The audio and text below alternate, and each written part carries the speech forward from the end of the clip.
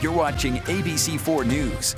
Welcome back, everyone. ABC4 is hosting a free health fair this Saturday, and one of the nearly 20 vendors that will be there at the fair is the Salt Lake County Health Department to help families in getting kids up to date on those back-to-school immunizations. Gabriel Moreno is here to talk about the vaccinations and the push to get students immunized. Welcome. We're glad you're here. Thanks for having me. Okay, so let's talk about this. The timing is right now to get those vaccines and get back to school. Absolutely. It's August. It's back to school season, and we want to make sure that parents are not just thinking about getting those backpacks and getting those notebooks, but also making sure that their kids are up to date on their back to school vaccines. Yeah, now the kids probably don't want to hear that, right? Probably I didn't not. want to hear that when I was their age. But for the parents who are watching this program, we talk about the concept of herd immunity and how that applies particularly in a classroom setting. Can you elaborate on that? Yeah, absolutely. So when any given school community, classroom, or just school has, between 90 to 95 kids that are vaccinated, we reach what's known as herd immunity.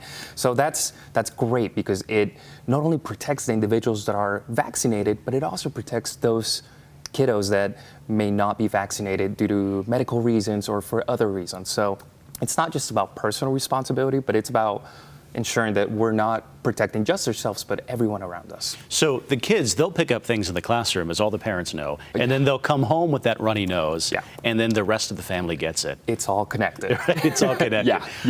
So are there some cases when students maybe shouldn't be immunized or should really have a more thorough conversation with their doctors about this? Absolutely, for a wide variety of reasons, whether it's allergy or for other reasons. That's one of those conversations that should absolutely take place between the parent, the kids, and the pediatrician.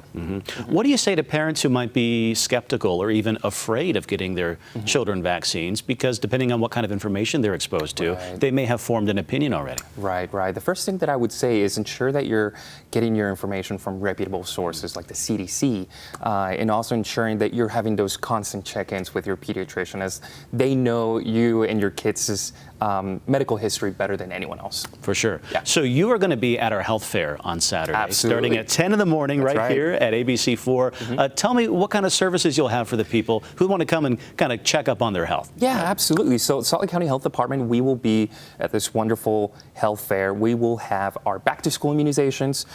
We'll have all the recommended as well as required back-to-school immunizations.